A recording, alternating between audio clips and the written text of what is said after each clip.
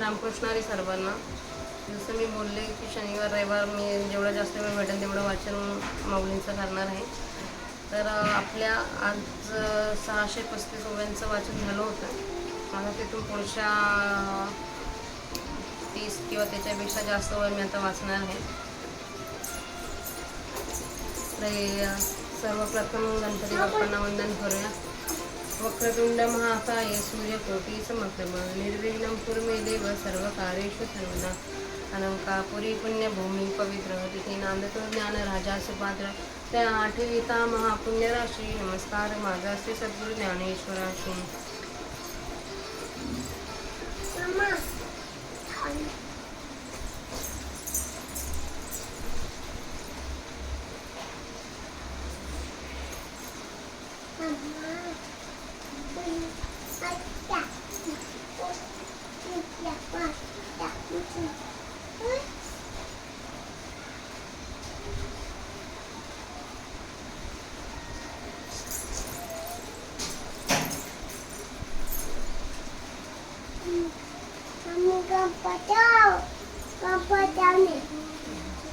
हनुमान लावून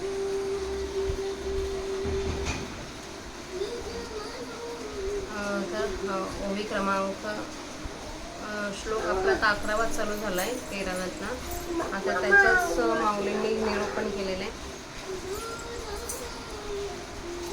ओवी क्रमांक 636. ठाई बैसती वेळे जे रस सोय घेऊनी पळे पियेचा एरू ओढव मिळे कोणा आलथा आगवीची विषयाभादी परी सांजवणी टेको नेदी ते स्फुरतोडी नुसदी पोषी कवन ऐसे ज्ञानी मत न पाके एर जलपलती नेनो केतुके परी ते असे असोनिके केले तुवा तया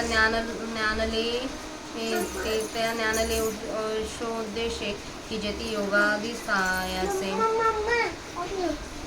काय ते धनीची आणि तुझे ऐसे निरूपण अमृताची शांत वापणे लागो का म्हणणे सुखाच्या दिसी कोंडे गणिजे तुका पूर्णचंद्रेसी राती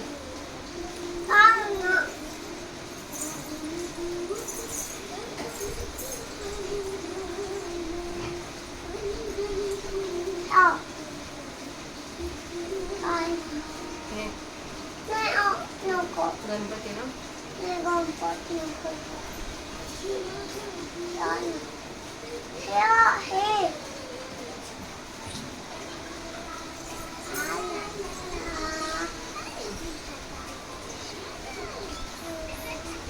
जया ज्ञानले उद्देशो जती योगादी सायास येते ते धनीचे आणि तुझे ऐसे निरूपण अमृताची 7वा गुढी लागो का अनुगडी सुखाच्या दिसी कोडी गणित तुका पूर्णचंद्रेसी राती युग एका सोन पाहती तरी काय पाहता हाती चकोर येते ऐसे ज्ञानाचे बोलणे आणि लेणे रसाळपणे आता पुरे कोण म्हणे आकर्णिता आणि सौभाग्य पाहुणा ये सुभगाची वाढती होय ते सर्व ज्ञान रस सोय ऐसा आधी तैसा झाला प्रसंग जे आले आणि आम्हासे लागू आणि तुझंही अनुरागो आती येता म्हणून या वाखाणना पासीसे आधी चौगुना ना म्हणे नाही देखना होसी ज्ञानी तरी आता यावरी प्रज्ञेचा माझू तरी पदेसाच्या करी निरूपणे या संत वाक्य सारीसे म्हणितले निवृत्ती राहते माझे जे ऐसे मनोगत यावरी आता तुम्ही आज्ञा केला स्वामी वाया वाघ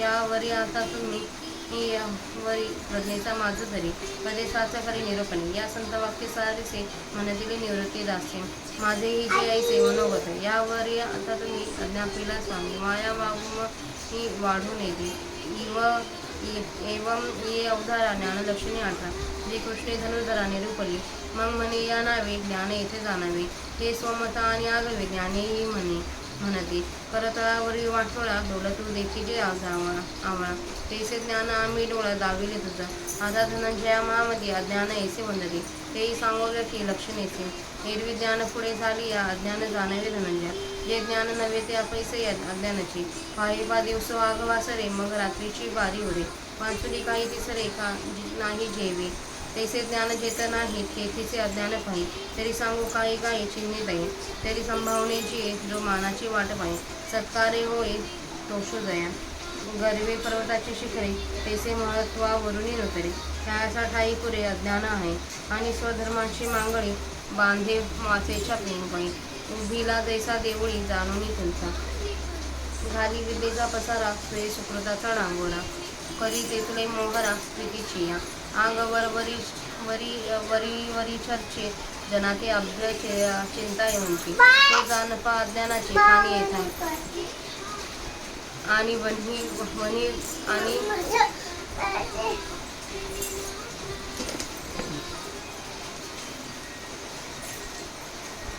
आणि वनी विचरे तेथ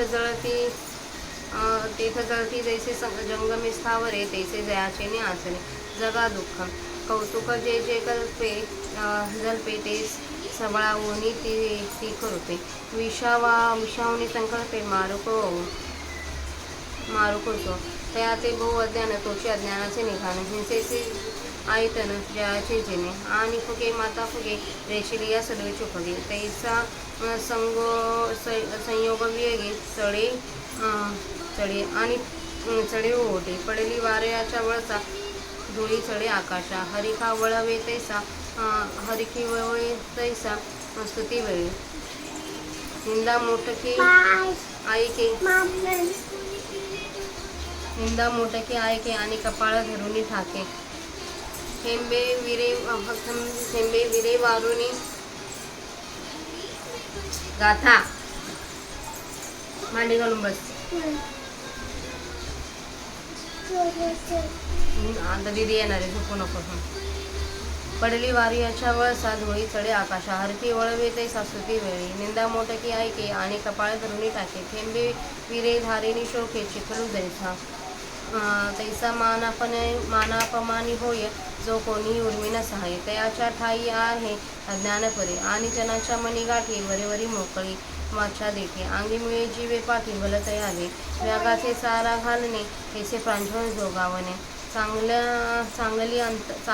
चांगाची अंत करणे विरू करी गार शेवाळे गुंडाळली का निंबोळी जैसे पेली तैसे जयाची भली बाह्यक्रिया अज्ञान तयाच्या ठाई ठेविले असे पायी या बोलात आन नाही सत्य माने आणि गुरुकुळे लाजे जो गुरुभक्ती उपवंजे विद्या येऊनी माझे गुरुसूचे त्यास नाव घेणे हे वाचे शूद्राज्ञा होणे परी घडले लक्षणे बोलता या आता गुरुभक्ताचे नाव घेऊ तेने वाचे प्रायचित देव गुरुसेवका नाव पहा हो सूर्य जैसा एतुलिनी पाहू पापाचा निस्तरेला हवा आंबाचा जो गुरुतल्पगाचा नामी आला हा ठायावरी तया नागांचे भय हरी मग म्हणे अवधारी आणि कशीने तरी अंगे कर्मे ढिला जो मने विकल्पे भरला अडवीचा वगळला पोहा जैसा तया तोंडी काठेवडी आतून असती हाणे अशुचितेने पाळे सभाव्य तैसे जैसा पोटा लागी सुने उघडे झाकले न म्हणे तैसे आपले करावे नेणे द्रव्या लागे या ग्रामकुलाच्या ठाई जैसा मिळवणी आठावो नाही तैसा स्त्रीविषयी काही विचारेना कर्माचा वेळ चुके का नित्य नैमित्य ढाके ते जयान दुखे जीवा माझे पापी जो निसुगो पुण्याविषयी अति निलावो जयाचा मनी वेगू विकल्पाचा जो जान निखळा अज्ञानाचा पोतळा जो बांधुनी असे डोळा वित्ता शेते आणि स्वार्थी अळुमळे जो धैर्यापासून चळे जैसे तृण बीजे डळे मुंगी येचेने पाव सुदली या सवेत जैसे तिल्लार गावे तैसा भयाचे नावे गजबजी जो वायूचे सावाय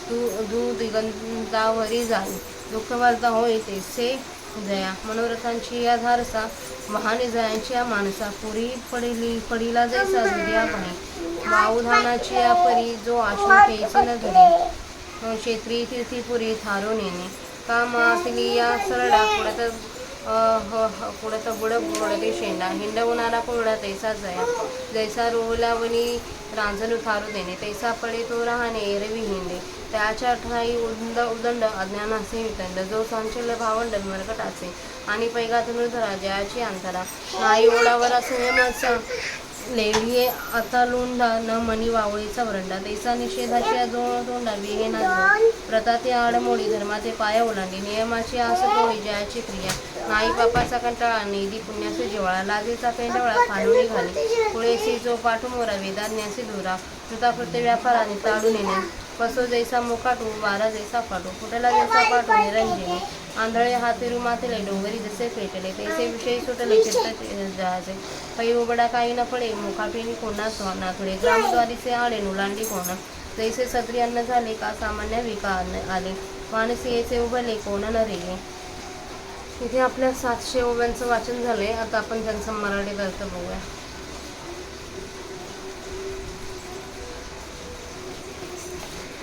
भोजन करण्यास पात्रावर बसावयाच्या वेळी जी बाई स्वयंपाक घेऊन पडते तिच्या इतर आदर सत्काराचा काय उपयोग. इतर सर्व गोष्टी चांगली परंतु दूध काढावयाच्या वेळी जी कासे खाली बसू देत नाही तर अशी ती दुसरी लाखरी गाय कोण पोषेल. त्याप्रमाणे ज्ञानात बुद्धी विस्तार न पावताना इतर कवी ज्ञानापासून इतर गोष्टीची किती पान्हाळ लावतात ते कळत नाही.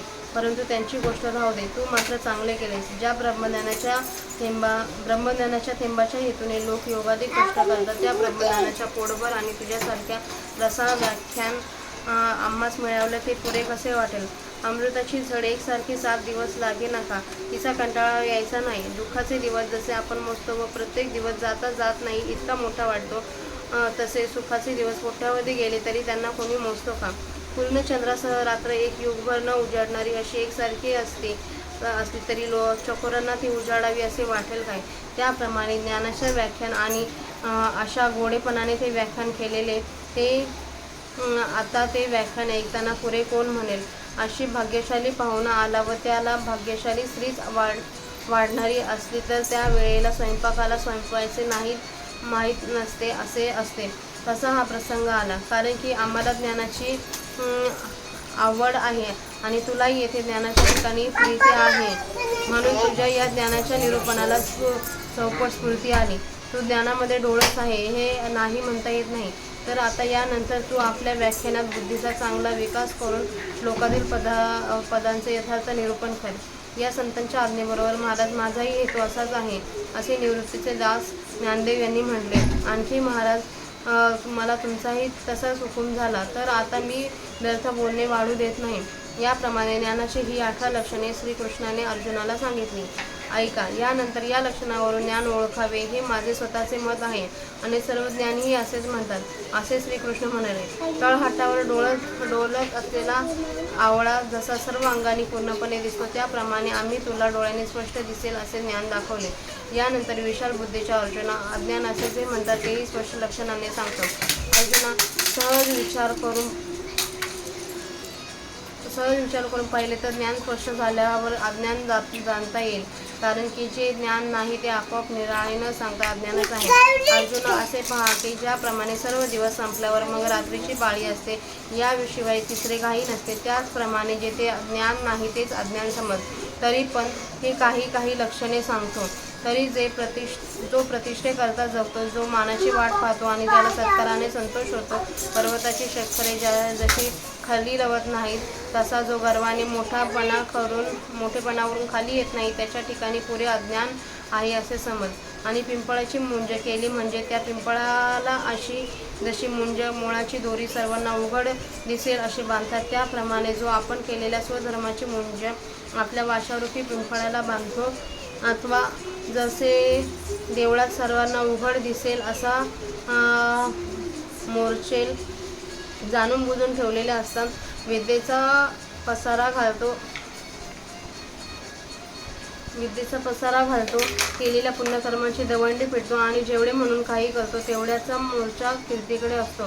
स्वतःच्या अंगाला भस्म गंध वगैरे लोकांना दिसेल अशा तऱ्हेने फासतो व लोक याची पूज्य म्हणून पूजा करतील असा हा त्यास फसवीत राहतो. तो अज्ञानाचे खाण आहे असे समज. आणि ज्याप्रमाणे रानात वणवा लागला म्हणजे वृक्ष प्राणी वगैरे सर्व पदार्थ जाळतात त्याप्रमाणे ज्याच्या वागणुकीने सर्व जगात दुःख होते आणि तो सहज जे बोलले त्या भाल्यापेक्षा जास्त तीक्ष्ण टोचते व जो संकल्पाने विषयापेक्षा जास्त घात करणारा असतो आणि ज्याचे जगणे हिंसेचे घरच असते त्याच्याजवळ फार अज्ञान आहे.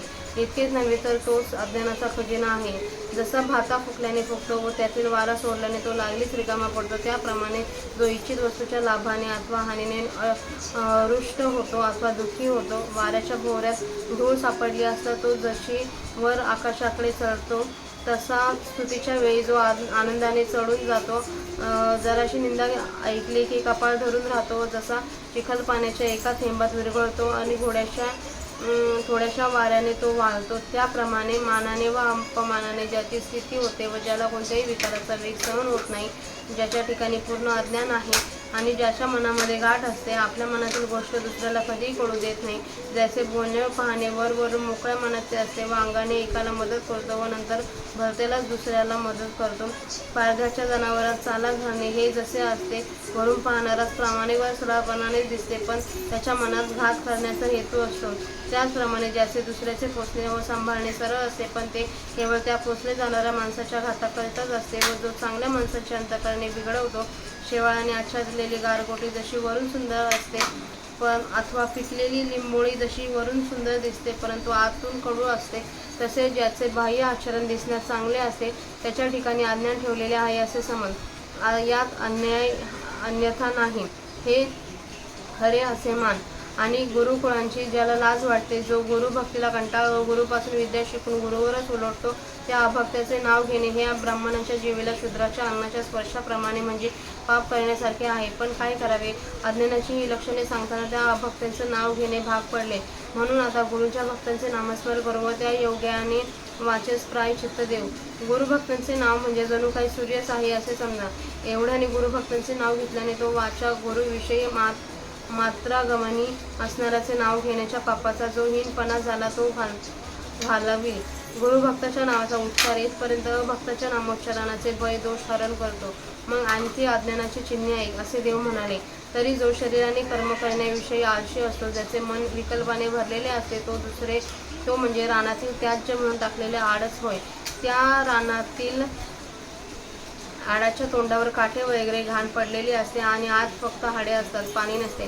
त्या आडाप्रमाणे जो आज बाहेर पवित्र असतो, त्याप्रमाणे कुत्रे पोटात अन्न मिळवण्याकरता एखादा पदार्थ झाकलेला आहे की उघडा आहे हा विचार करीत नाही, त्याप्रमाणे द्रव्याकरिता जो आपले व परके अशी निवड जाणत नाही, या कुत्र्याच्या ठिकाणी ज्याप्रमाणे संघाला योग्य व अयोग्य जागा याचा विचार नसतो, त्याप्रमाणे स्त्री संघाविषयी जो काही विचार करीत नाही, विहित कर्म करण्याची वेळ चुकली अथवा नित्यनैमित्तिक कर्मे करीत राहिली तरी त्याला मनात दुःख वाटत नाही, पाप करण्यात ज्याला काही लाज वाटत नाही आणि पुण्याविषयी तो अतिशय वेगवान असतो व ज्याच्या मनात विकल्पाचे वारे भरलेले असतात, जो आपल्या डोळ्यांपुढे धनाच्या इच्छेस कायम धरून चालतो, तो एकसर अज्ञानाचा पुतळा आहे असे समज. आणि ज्याप्रमाणे गवताचे बीज मुंग्याच्या धक्क्याने आपली जागा सोडत नाही, त्याप्रमाणे थोड्याशा स्वार्थाकरिता जो केलेल्या निश्चयापासून ढळतो.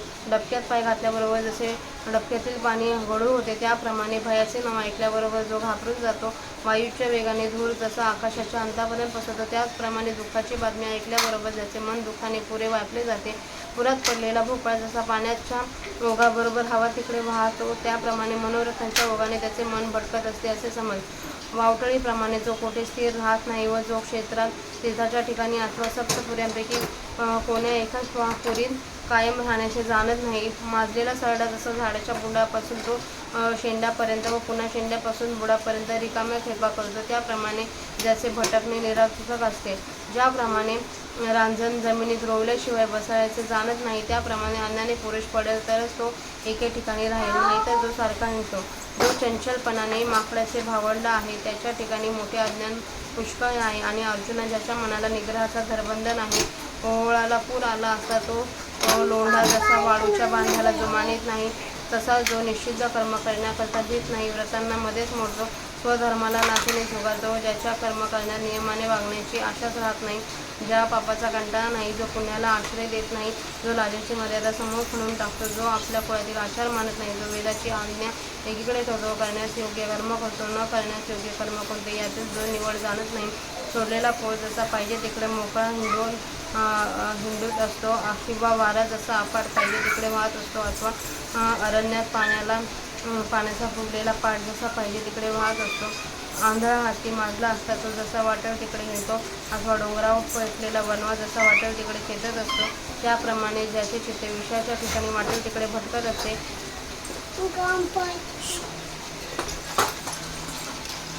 पाठीचा गाता सायकल लागेल.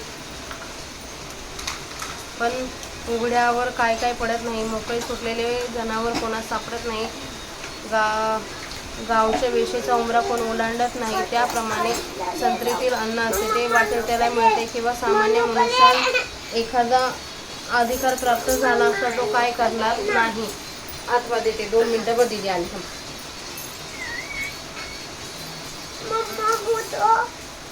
भूत आलाय थांब. त्याप्रमाणे संत्रीतील अन्न असते ते वाट्याला नाही बघ पाणी ते वाटेल त्याला मिळते, किंवा सामान्य मनुष्याला एखादा अधिकार प्राप्त झाला असता तो काय करणार नाही, अथवा वेशीच्या उंबराचा कोण प्रवेश करणार नाही. त्याचप्रमाणे ज्याचे अंतःकरण असते, म्हणजे वरील उदाहरणाप्रमाणे जी बऱ्यावाईक कल्पनांनी व्यापले जाते, त्या पुरुषाच्या ठिकाणी अज्ञानाची पूर्ण भरभराट आहे. झालेली माऊलींची सेवा माऊलींच्या समाधीवर अर्पण करूया.